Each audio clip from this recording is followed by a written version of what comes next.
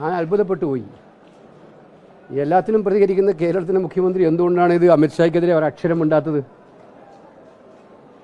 ഇത്ര ഗുരുതരമായിട്ടുള്ള ഒരു ആക്ഷേപം ഉണ്ടായിട്ട് മുഖ്യമന്ത്രി മിണ്ടാതിരിക്കുന്നത് എന്തുകൊണ്ടാണ്? എന്തിനാണ് മുഖ്യമന്ത്രി ആഭ്യന്തരമന്ത്രിയെ പേടിക്കുന്നത്? ഇത് അല്ല, അത് ആഭ്യന്തരമന്ത്രിയുടെ പ്രസ്താവന മുഖ്യമന്ത്രി ശരിവെക്കുന്നുണ്ടോ? ഞാൻ വീണ്ടും ആവർത്തിക്കുകയാണ്, അദ്ദേഹം പറഞ്ഞത് എന്താണ്? ഭരണഘടന നമ്മൾ ആലോചിക്കേണ്ട ചർച്ച എന്തിനു വേണ്ടിയിട്ടായിരുന്നു? ആ ചർച്ച എന്തിനു വേണ്ടിയിട്ടായിരുന്നു ചർച്ച? കോൺസ്റ്റിറ്റ്യൂഷൻ്റെ 75ാമത് വാർഷികം നവംബർ 26 ആഘോഷിക്കാൻ വേണ്ടി പാർലമെൻറ്റിൻ്റെ സ്പെഷ്യൽ സമ്മേളനം വിളിച്ച ആ സ്പെഷ്യൽ സമ്മേളനത്തിലാണ് കേന്ദ്ര ആഭ്യന്തരമന്ത്രിയുടെ ഈ പരാമർശം ഉണ്ടാകുന്നത്. അപ്പോൾ അതിൻ്റെ ഗൗരവം മനസ്സിലാവുമല്ലോ. അപ്പോൾ ആ പരാമർശം ഉണ്ടായിട്ട് ആ പരാമർശത്തിനെതിരെ കേരളത്തിൻ്റെ മുഖ്യമന്ത്രി അടക്കമുള്ള ആളുകൾ എന്തുകൊണ്ട് പ്രതികരിക്കുന്നില്ല? ഇത് ഞാനിന്ന് ചില മാധ്യമങ്ങൾ എഡിറ്റോറിയൽ എഴുതിയത് കണ്ടു. ഞാൻ ആ എഡിറ്റോറിയലിനെ ബഹുമാനിക്കുന്നു, പാർലമെൻറ്റ്. പക്ഷേ ആ എഡിറ്റോറിയൽ ഞാൻ ഒരു വാചകം കൂടി ആഗ്രഹിച്ചു.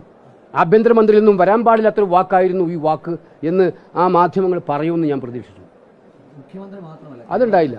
കേരളത്തിലെ മുതിർന്ന CPM നേതാക്കളോ കേരളത്തിൽ നിന്നുള്ള പോളിറ്റ് ബ്യൂറോ അംഗങ്ങളോ ഒന്നും തന്നെ എല്ലാ കാര്യത്തിലും അഭിപ്രായം പറഞ്ഞ CPM ലീഡർഷിപ്പ് ഒന്നും തന്നെ ഇതിൽ പറഞ്ഞിട്ടില്ല. CPM ജില്ലാ സമ്മേളനങ്ങൾ നടക്കുന്നുണ്ട്, അല്ല അവർക്ക് ഒന്നും ചർച്ച നടക്കുന്നില്ല.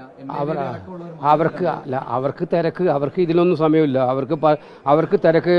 പിന്നെ യാത്രക്കാരുടെ വഴിമുടക്കി സ്റ്റേജ് കെട്ടിയാലും യാത്രക്കാർ നടന്നു പോയാൽ മതി എന്ന് പറയുന്ന അതിനൊക്കെയുള്ളതാണല്ലോ അവർക്ക് തിരക്ക്.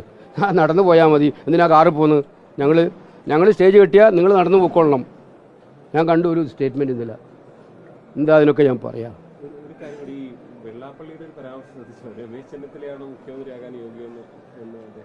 അത് അദ്ദേഹത്തിൻ്റെ അഭിപ്രായം പറഞ്ഞതിൽ എന്താ തെറ്റ്? അദ്ദേഹത്തിൻ്റെ അഭിപ്രായം പറയുന്നു.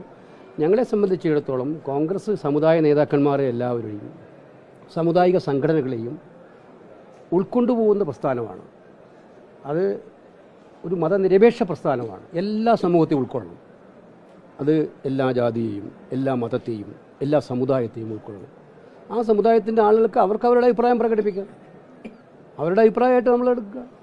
അപ്പോൾ ആ അഭിപ്രായം പ്രകടിപ്പിക്കുന്നതുകൊണ്ട് നമുക്കെന്താ അതിനകത്ത് പ്രശ്നം? നമുക്ക് ഏതെങ്കിലും തരത്തിലൊരു VD സതീശൻ വിരുദ്ധ ചേരി APC പുനഃസംഘടനയുമായി ബന്ധപ്പെട്ട് രൂപപ്പെട്ടു വരുന്നുണ്ടോ? നിങ്ങൾ ഉണ്ടാക്കുന്നതാണ് ഇതൊക്കെ. ഞാൻ ഇതന്നെ ഞാൻ പറഞ്ഞോട്ടെ, മാധ്യമങ്ങൾക്ക് നിങ്ങൾ ചർച്ച ചെയ്യേണ്ട വിഷയങ്ങൾ ഇതൊക്കെയല്ലേ? കോൺഗ്രസിനകത്ത് ഇപ്പം സമാധാന കാലഘട്ടമാണ്. എല്ലാവർക്കും ഒറ്റ ലക്ഷ്യമുള്ളൂ, 2026 ഐക്യജനാധിപത്യ മുന്നണിയുടെ ഒരു ഗവൺമെൻറ് ഉണ്ടാക്കുക. അതിനുള്ള ലക്ഷ്യത്തിലേക്ക് കോൺഗ്രസ്സുകാർ ഒറ്റക്കെട്ടായി പോവുകയാണ് എല്ലാവരും. ഏതെങ്കിലും ഒറ്റപ്പെട്ട സംഭവങ്ങൾ പർവ്വതീകരിച്ച് അത് കോൺഗ്രസിനകത്ത് അഭിപ്രായ വ്യത്യാസമാണെന്ന് വരുത്തി തീർക്കുന്നത് ഫലത്തിൽ അത് ഇടതുപക്ഷ മുന്നണിക്ക് വേണ്ടിയിട്ടുള്ള ഒരു ക്യാമ്പയിനായിട്ട് എനിക്ക് കാണാൻ പറ്റും. CPMന് വേണ്ടിയിട്ടുള്ള ഒരു ക്യാമ്പയിനായിട്ട് എനിക്ക് കാണാൻ പറ്റും.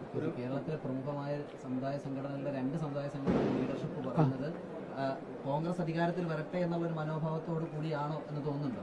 അല്ല, അതെനിക്ക് ഞാൻ പറഞ്ഞില്ലേ, അവരുടെ മനോഭാവം എന്താ കോൺഗ്രസിനെതിരായിട്ടാണോ വന്ന് പറഞ്ഞിരിക്കുന്നത്? അങ്ങനെ പറഞ്ഞിട്ടില്ലല്ലോ. അങ്ങനെ എന്തിനാണ് കാണുന്നത്? ഇപ്പോൾ സമുദായ സംഘടനകളായാലും പിന്നെ മതസംഘടനകളായാലും ഒക്കെ തന്നെ അവരവരുടെ സ്പേസിൽ നിന്നുകൊണ്ടാണ് പറയുന്നത്. അവർക്ക് സ്പേസ് ഉണ്ട് കേരളത്തിൽ, അവർക്ക് അവരുടേതായ സ്പേസ് ഉണ്ട്. രാഷ്ട്രീയ പാർട്ടിയുടെ സ്പേസ് ഉണ്ട്. സമുദായ സംഘടന സ്പേസിനെ ബഹുമാനിക്കുന്ന പാർട്ടിയാണ് കോൺഗ്രസ്.